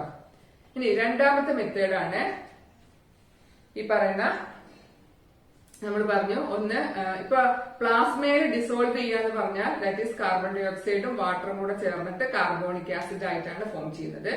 മറ്റൊന്ന് നമ്മൾ പറഞ്ഞത് എന്താണ്? ആസ് ബൈകാർബണേറ്റ്സ് ആയിട്ട് ഫോം ചെയ്യുന്നുണ്ട് എന്ന് പറഞ്ഞു അല്ലെ. ബൈകാർബണേറ്റ്സ്. അപ്പൊ അതായത് കാർബൺ ഡൈ ഓക്സൈഡും വാട്ടറും കൂടെ ചേർന്ന്, ശ്രദ്ധിക്കുക ഈ എൻസൈമിന്റെ പേര് 1 മാർക്കിന് ചോദിക്കുന്നതാണ്. CO2 plus water gives H2CO3, that is a carbonic acid. ഈ കാർബോണിക് ആസിഡ് HCO3 മൈനസും H+, ബൈകാർബണേറ്റ് അയോണും H+ ആയിട്ട് മാറുന്നു. അപ്പൊ ഇതാണ് ട്രാൻസ്പോർട്ട് ആസ് ബൈകാർബണേറ്റ്. ഓക്കെ, അപ്പോ ആ എൻസൈമിന്റെ പേര് ശ്രദ്ധിക്കാം. ഇത് RBCക്ക് അകത്ത് കാണുന്ന എൻസൈം ആണ്. കാർബൺ ഡൈ ഓക്സൈഡും വാട്ടറും കൂടി ചേർന്ന് കാർബോണിക് ആസിഡ് ആയി മാറി കാർബോണിക് ആസിഡ് ബൈകാർബണേറ്റ് അയോണും H+ അയോണുമായിട്ട് മാറുന്നു. ഓക്കെ, സോ ഇത്രയാണ് കാർബൺ ഡൈ ഓക്സൈഡ് ട്രാൻസ്പോർട്ട് വരുന്നത്. റെഗുലേഷൻ ഓഫ് റെസ്പിറേഷൻ, ബ്രീത്തിങ്ങിനെ എങ്ങനെ റെഗുലേറ്റ് ചെയ്യുന്നു? അതിൽ വരുന്നത് respiratory rhythm centre present in the medulla region is A primary centre for breathing regulation. അതായത് നമ്മുടെ മെഡുല്ല റീജിയനിൽ കാണുന്ന സെന്റർ ആണ് റെസ്പിറേറ്ററി റിതം സെന്റർ. അതാണ് ബ്രീത്തിങ്ങിനെ പ്രൈമറി ആയിട്ട് റെഗുലേറ്റ് ചെയ്യുന്നത്. നമ്മൾ പറയാറുണ്ട് ഈ മെഡുല്ലയ്ക്കൊക്കെ ഡാമേജ് വന്നു കഴിഞ്ഞാൽ ഇറ്റ് ഈസ് സീരിയസ് പ്രോബ്ലംസ് ഉണ്ടാക്കുന്നുണ്ട്. അപ്പൊ കാരണം നമ്മുടെ ഇത്തരത്തിലുള്ള പല വൈറ്റൽ ഫംഗ്ഷൻസിനെയും റെഗുലേറ്റ് ചെയ്യുന്നത് ആരാണ്? മെഡുല്ലയാണ്. സോ റെസ്പിറേറ്ററി റിതം സെന്റർ ഇത് മെഡുല്ലയാണ് ഒന്നാമത്തെ ആള്. രണ്ടാമത്തെ pneumotaxic centre present on the pons region of the brain. മറ്റൊരു സെന്റർ ആരാണ്? ന്യൂമോടാക്സിക് സെന്റർ ആണ്. ഇത് ഇതിന്റെ ആക്ടിവിറ്റിയെ ഒന്ന് മോഡറേറ്റ് ചെയ്യുന്നുണ്ട്. കൂടാതെ a chemosensitive area which is present adjacent to the rhythm centre. നമ്മുടെ റിതം സെന്ററിന്റെ അടുത്ത് കാണുന്ന വേറൊരു ഏരിയയാണ് chemosensitive area. It is activated by high concentration CO2 plus H plus chemosensitive to chemicals. ആ ഒരു ഏരിയ. Then chemosensitive area signal the rhythm center to make necessary adjustment. അതായത് ആ ഏരിയ കെമിക്കൽസിനോട് വളരെ സെൻസിറ്റീവ് ആണ്. അപ്പൊ അതുകൊണ്ട് തന്നെ സപ്പോസ് ഇപ്പൊ കാർബൺ ഡൈ ഓക്സൈഡിന്റെ അളവ് കൂടി, ഈ ഏരിയ നേരെ നമ്മുടെ റിതം സെന്ററിന് സിഗ്നൽ കൊടുക്കുകയാണ് CO2ന്റെ അളവ് കൂടി അല്ലെ, അപ്പൊ അതിനുള്ള അഡ്ജസ്റ്റ്മെന്റ് ചെയ്യണം. സോ അവിടെ എന്ത് ചെയ്യുന്നുണ്ട്? നമ്മള് എന്ത് ചെയ്യാ? കൂടുതൽ ഉച്ഛ്വാസം കുറച്ചും കൂടെ എക്സ്പിരേഷൻ കുറച്ചും കൂടി ഫോഴ്സ്ഫുൾ ആക്കിയിട്ട് അല്ലെ കൂടുതൽ നമ്മുടെ കോട്ടുവായ കിടുന്ന ഒരു പ്രോസസ്സ് പോലെ കൂടുതൽ കാർബൺ ഡൈ ഓക്സൈഡ് നമ്മൾ പുറത്തേക്ക് വിടാനുള്ള ഒരു കാര്യം ചെയ്യുന്നു. അപ്പൊ അങ്ങനെ ആ ഒരു കീമോ സെൻസിറ്റീവ് ഏരിയയാണ് മറ്റുള്ളവരുടെ സിഗ്നൽസ് പ്രൊവൈഡ് ചെയ്യുന്ന area. So the respiratory rhythm center and the pneumotaxic center and chemosensitive area. So medulla ആണ് ഇതിന്റെ മെയിൻ ഏരിയ. ദെൻ ഡിസോർഡേഴ്സിനെ കുറിച്ച് നിങ്ങൾക്ക് എക്സാമിൽ ഡിസോർഡേഴ്സ് എപ്പോഴും ചോദിക്കുന്നത് ഈ ഒരു ഡിസോർഡർ ആണ്. ഇപ്പൊ ഒന്ന് ആസ്മ നമുക്കറിയാം, ബ്രോങ്കൈലൊക്കെ ഉണ്ടാവുന്ന നമുക്കല്ലേ ശ്വാസം എടുക്കാനൊക്കെ ഉണ്ടാവുന്ന ബുദ്ധിമുട്ട്, ഒരു വിസിലടിക്കുന്ന ശബ്ദം വരെ, അതൊക്കെയാണ് ആസ്മ. അലർജി കൊണ്ടും മറ്റുള്ള പല റീസൺസ് കൊണ്ടും അതുണ്ടാകാം. ദെൻ ഒക്യുപേഷണൽ റെസ്പിറേറ്ററി ഡിസോർഡർ ഉണ്ട്, ജോലിയുമായി ബന്ധപ്പെട്ടത്. ഇപ്പോ ആസ്ബസ്റ്റോസിസ്, സിലിക്കോസിസ് എന്ന അസുഖങ്ങൾക്ക് ഉദാഹരണങ്ങളാണ്. ദെൻ എംഫിസീമ എന്ന് പറഞ്ഞാല് ഇതാണ് ക്രോണിക് ഡിസോർഡർ ഇൻ വിച്ച് ആൽവിയോളയുടെ വാൾസ് ഡാമേജ്ഡ് ആവുന്നു. അപ്പൊ റെസ്പിറേറ്ററിന് അവൈലബിൾ ആയ സർഫസ് കുറയുന്നു. സിനിമയൊക്കെ തുടങ്ങുമ്പോൾ തിയേറ്ററിലൊക്കെ പോയ സിനിമ തുടങ്ങുന്നതിന് മുന്നേ കാണിക്കാറുണ്ട് എംഫിസീമയെ കുറിച്ചിട്ടൊക്കെ. അതായത് സിഗരറ്റ് സ്മോക്കിംഗ് ആണ് ഇതിന്റെ മേജർ കോസ് എന്ന് പറയുന്നത്, which cause damage to alveolar walls as a result the respiratory area decreased. ആ ഒരു കണ്ടീഷനാണ് എംഫൈസീമ. സോ ഇത്രയാണ് ഇതിന്റെ ഡിസോർഡേഴ്സ് പറയുന്നത്. ഇനി നമുക്ക് അടുത്തത് ഇതിലെ പ്രീവിയസ് ഇയേഴ്സ് Q&Aയിലേക്ക് നോക്കാം. സോ ഫസ്റ്റ് ക്വസ്റ്റ്യൻ ആയിട്ട് select the enzyme that facilitate the following ആണ്. നമ്മളിപ്പോ പറഞ്ഞ കാര്യമാണ്, കാർബൺ ഡൈ ഓക്സൈഡും വാട്ടറും കൂടെ കൂടിച്ചേരുന്ന ഈ ഒരു റിയാക്ഷനെ കാറ്റലൈസ് ചെയ്യുന്ന എൻസൈം മീൻസ് കാർബോണിക് ആൻഹൈഡ്രേസ് ആണ്. കഴിഞ്ഞ വർഷം 1 മാർക്കിന് ചോദിച്ച ചോദ്യമാണ്. മറ്റൊന്ന് ഈ പറയുന്ന 4 ടേമുകളെയും എക്സ്പാൻഡ് ചെയ്യാനാണ്. IRV inspiratory reserve volume, ERV expiratory reserve volume, tidal volume, residual volume. 2020 മാർച്ചിലെ 2 മാർക്കിന്റെ ക്വസ്റ്റ്യൻ ആണ്. അപ്പോ ഈ ടേംസുകൾ നമ്മൾ പറഞ്ഞു നേരത്തെ, ഞാൻ വീണ്ടും വിശദീകരിക്കുന്നില്ല. അപ്പൊ 2 മാർക്കിനാണ് അത്. List the major factors affecting the dissociation. നമ്മൾ പറഞ്ഞ ഓക്സി ഹീമോഗ്ലോബിൻ ഡിസോസിയേറ്റ് ചെയ്യുന്ന ഫാക്ടേഴ്സ്, രണ്ടാമത് പറഞ്ഞ കാര്യങ്ങളാണ്. 2 മാർക്കാണ്. അപ്പൊ നമ്മൾ 4 ഫാക്ടേഴ്സ് എഴുതണം. High PCO2, low PO2, high H+ and high temperature. ഈ 4 ഫാക്ടേഴ്സ് ആണ് എഴുതേണ്ടത്. Distinguish between tidal volume and residual volume. 2019 അതേ ക്വസ്റ്റ്യൻ വന്നിട്ടുണ്ട്, നിങ്ങൾ ശ്രദ്ധിക്കുക. Then vital capacity and total lung capacity. ഇതിന് വേറെ രീതിയിൽ ക്വസ്റ്റ്യൻ വരാം. വൈറ്റൽ കപ്പാസിറ്റിയുടെ നമുക്കത് കാണാം. അപ്പൊ 2 മാർക്കാണ്. അത് ഓരോന്നും എന്താന്ന് എഴുതി 2 മാർക്ക് കിട്ടും. Then analyze the concept map given below and if have mistake reconstruct it. Okay. അപ്പോ ഇത് എപ്പിഗ്ലോട്ടിസിന്റെ ഗ്ലോട്ടിസ് പറഞ്ഞാലാണ് എന്ത്? ഓപ്പണിംഗ് ഏതാണ്? ഗ്ലോട്ടിസ് ആണ്. അതിനെ ഗാർഡ് ചെയ്യുന്ന ആളാണ് ആര്? Epiglottis. Then in the tissue the conditions are favorable for dissociation of oxygen from oxyhemo. Write any 4 favorable condition in the tissues for the dissociation of oxygen. നമ്മൾ അതിനകത്ത് ചോദിച്ച അതേ ക്വസ്റ്റ്യൻ വീണ്ടും 2 മാർക്കിൽ ചോദിച്ചിരിക്കുകയാണ്. 4 ഫാക്ടേഴ്സ് എഴുതാൻ. നിങ്ങൾ ശ്രദ്ധിക്കുക, ഡിസോസിയേഷന്റെ ഫാക്ടേഴ്സ് ആണോ ചോദിക്കുന്നത് അതോ ഫോർമേഷൻ ആണോ എന്നത് പ്രത്യേകം ശ്രദ്ധിക്കുക. In the given graph of oxygen hemoglobin dissociation curve is denote partial pressure of oxygen what does Y axis indicate. ഇത് നമ്മൾ ആ ഗ്രാഫാണ് അല്ലെ. ഒരു ഭാഗത്ത് പാർഷ്യൽ പ്രഷർ ഓഫ് ഓക്സിജൻ ആണെങ്കിൽ മറ്റേ ഭാഗത്ത് എന്താണ് പെർസെന്റേജ് സാച്ചുറേഷൻ ഓഫ് ഹീമോഗ്ലോബിൻ. അതാണ് രണ്ടാമത്തെ ഗ്രാഫ് വരുന്നത്. ഇനി അതിന്റെ രണ്ട് ഫാക്ടേഴ്സ് ഏതാനും കൂടെയാണ് പറഞ്ഞിട്ടുള്ളത്. അപ്പൊ നമുക്ക് നിങ്ങൾ നോക്കൂ, ആ ഒരു ഒരേ കാര്യം തന്നെ അത് പല രീതിയിൽ ക്വസ്റ്റ്യൻസ് വരികയാണ്. ഇനി ഇൻസ്പിരേഷനെയും എക്സ്പിരേഷനെയും കമ്പയർ ചെയ്യാൻ നമ്മുടെ ആ സ്റ്റെപ്പുകൾ ഉപയോഗിച്ചിട്ട് ഇവിടെ കമ്പയർ ചെയ്യാൻ 2 മാർക്കാണ്. ഇൻസ്പിരേഷൻ എന്താണ്, എക്സ്പിരേഷൻ എന്താണ്, ഡയഫ്രക്ട് എന്ത് സംഭവിക്കുന്നു, റിബ്സ് എന്ത് സംഭവിക്കുന്നു, സ്റ്റേർണം എന്ത് സംഭവിക്കുന്നു, തൊറാസിക് വോളിയം, പൾമണറി പ്രഷർ, അത് വെച്ചിട്ട് നിങ്ങൾ കമ്പയർ ചെയ്ത് നിങ്ങൾക്ക് 2 മാർക്ക് അവിടെ കിട്ടും. എക്സ്പ്ലെയിൻ ചെയ്തേണ്ട പോയിന്റ് ആയിട്ട് എടുത്താൽ തന്നെ നിങ്ങൾക്ക് മാർക്ക് അവിടെ കിട്ടും. Then diagrammatic representation of carbon dioxide in man is given. Observe and answer the following. Carbon dioxide ട്രാൻസ്പോർട്ടിനെ കുറിച്ചുള്ള ഒരു പൈ ഡയഗ്രം എന്ന് പറയാം നമുക്ക് വേണമെങ്കിൽ ഇതിനെ. അപ്പൊ ഇതില് name the method of carbon dioxide transport indicated as A. നമുക്കറിയാം 3 മെത്തേഡുകൾ ഉണ്ട് അല്ലെ. അതില് മെയിൻ ആയിട്ട് ഏത് മെത്തേഡ് ആയിരുന്നു എന്നുള്ളത് ആലോചിക്കുക.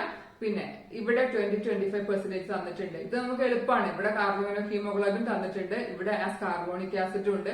അപ്പൊ തീർച്ചയായിട്ടും നമുക്ക് മനസ്സിലാക്കാൻ പറ്റും. പിന്നെ അവശേഷിക്കുന്ന ഒരു മെത്തേഡ് എന്തായിരുന്നു, ബൈകാർബണേറ്റ്. അപ്പൊ ചില എക്സാമിന് ഇങ്ങനെ മറ്റു 2 എണ്ണം തന്നോളന്നില്ല. അപ്പൊ 70% കണ്ടാൽ ആസ് ബൈകാർബണേറ്റ് ആണ്. 20-25 എന്ന് കണ്ടു കഴിഞ്ഞാൽ അത് ആസ് കാർബമിനോ ഹീമോഗ്ലോബിൻ ആണ്. ചെറിയ ഫോമാണ് കാർബോണിക് ആസിഡ്. ഓക്കെ, ഇതായിരുന്നു ആ ക്വസ്റ്റ്യൻ. ഇത് വീണ്ടും നമ്മുടെ പാർഷ്യൽ പ്രഷറിന്റെ ആണ്. വീണ്ടും distinguish between IRV, ERV, IC and EC. ഇത് നിങ്ങൾക്ക് വളരെ എളുപ്പത്തിൽ ചെയ്യാം. ഇത് രണ്ടായതുകൊണ്ട് inspiratory capacity, expiratory capacity, inspiratory reserve volume, expiratory reserve volume. Okay. Carbon dioxide transport in the form of bicarbonate ion is picturized below. Observe the diagram and identify the enzyme noted as A. ഇത് വീണ്ടും ആ ഒരു question തന്നെയാണ്.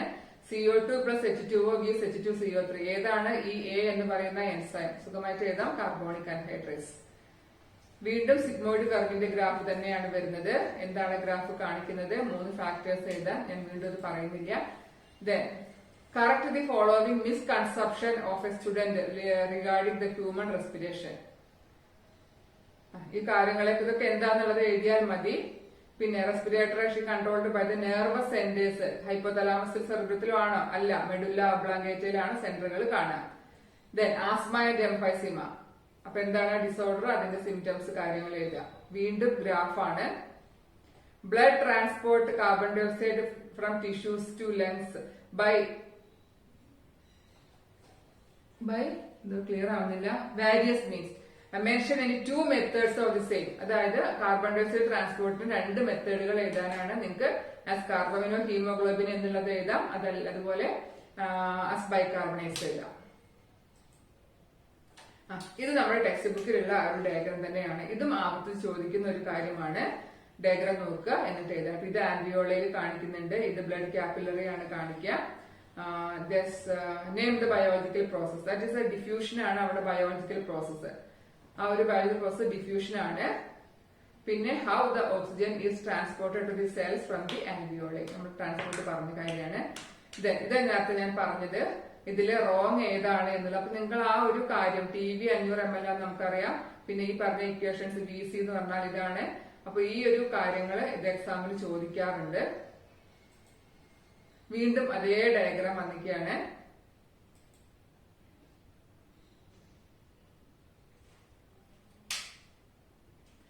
ഇത് wrong sentence എഴുതാനുള്ളതാണ്. ന്യൂമോണിയയുടെ കാരണം cigarette smoking ആണോ? അല്ല. പിന്നെ കാർബൺ ഡയോക്സൈഡ് ഹീമോഗ്ലോബിൻ ചേർന്ന് കാർബൺ ഹീമോഗ്ലോബിൻ ശരിയാണ്. Respiratory rhythm centre is maintain by the തെറ്റാണ്. റെസ്പിറേറ്ററി റിതം സെന്റർ എവിടെയാണ്? ഹാർട്ടിലാണ്. ഹാർട്ടിലാണോ? അല്ല, മെഡുല്ല ഒബ്ലാങ്കേറ്റയിലാണ്. ദെൻ ആൽവിയോളയാണ് ഗ്യാസ് എക്സ്ചേഞ്ച് സൈറ്റ്. അപ്പൊ 2 ശരി 2 തെറ്റ്. 400 metre race competition Athira won first place. അപ്പൊ വൈറ്റൽ കപ്പാസിറ്റിയെ കുറിച്ച് ചോദിക്കാനാണ് ഇത് വന്നിട്ടുള്ളത്. വൈറ്റൽ കപ്പാസിറ്റി എന്താണ് എന്നുള്ളത് അത് ഇംപ്രൂവ് ചെയ്യാൻ നമുക്ക് എന്ത് ചെയ്യാൻ പറ്റും? തീർച്ചയായിട്ടും എക്സസൈസുകൾ, ബ്രീത്തിങ് എക്സസൈസുകൾ കാര്യങ്ങളൊക്കെ ചെയ്തിട്ട് നമുക്ക് വൈറ്റൽ കപ്പാസിറ്റി കൂട്ടാവുന്നതാണ്. എക്സസൈസുകൾ, ഫിസിക്കൽ എക്സസൈസുകൾ വഴിയും ബ്രീത്തിങ് എക്സസൈസുകൾ, യോഗ പോലുള്ള കാര്യങ്ങളൊക്കെ വഴി നമുക്ക് വൈറ്റൽ കപ്പാസിറ്റി കൂട്ടാം. വീണ്ടും നമ്മുടെ അതേ ക്വസ്റ്റ്യൻ ആണ്. ഡിസോസിയേഷന് വേണ്ട ഫാക്ടേഴ്സും ഫോർമേഷന് വേണ്ട ഫാക്ടേഴ്സും. സോ ഇത്രയും കാര്യങ്ങളാണ് നമ്മുടെ ഈ ഒരു ക്വസ്റ്റ്യൻ പേപ്പറുകളിൽ പ്രീവിയസ് ചോദിച്ചിട്ടുള്ളത്. അപ്പൊ നിങ്ങൾക്ക് ഇതിൽ തന്നെ മനസ്സിലായിട്ടുണ്ടാവും അല്ലെ ഏതൊക്കെ ക്വസ്റ്റ്യൻസ് ആണ് പ്രധാനപ്പെട്ട ഡിസോസിയേഷൻ കർവ്, പിന്നെ ആ ഫാക്ടേഴ്സുകൾ എന്താണ് എന്നുള്ളത്, ഡിഫറെന്റ് റെസ്പിറേറ്ററി വോളിയംസ്. അപ്പൊ അങ്ങനെയുള്ള ആ ഒരു മെയിനായിട്ട് ചോദിക്കുന്ന ക്വസ്റ്റ്യൻസ് ഒക്കെ നിങ്ങൾ മനസ്സിലായിട്ടുണ്ടാവും. അപ്പൊ ഈ ചാപ്റ്റർ നിങ്ങൾ ഇനി വേറെ ടെക്സ്റ്റ് ബുക്ക് ഒന്നും വായിക്കാൻ സമയമില്ലെങ്കിലും ഈ ഒരു ക്വിക്ക് റിവിഷൻ പഠിക്കുക. അതോടൊപ്പം ആ ക്വസ്റ്റ്യൻ പേപ്പേഴ്സ് നോക്കിക്കഴിഞ്ഞാൽ അതിന് ചോദിക്കുന്ന ഏത് ക്വസ്റ്റ്യൻ നിങ്ങൾക്ക് എഴുതാൻ പറ്റും എന്നുള്ളതിന് യാതൊരു സംശയവും ഇല്ല.